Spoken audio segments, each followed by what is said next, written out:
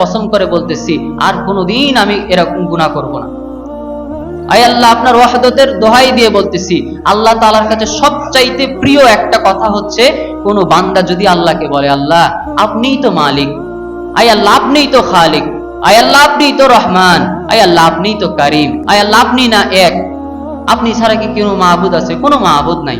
আল্লাহ আপনি যেহেতু এক, আপনি আল্লাহই বলেছেন কুল হুয়াল্লাহু আহাদ, আয় আল্লাহ এই ওসিলায় আপনি আমাকে মাফ করে দেন।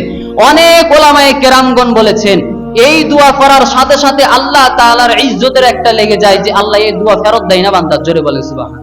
এজন্য আল্লাহর ওয়াহদতের দোহাই দিয়ে বলবেন, আল্লাহ আপনিই তো এক।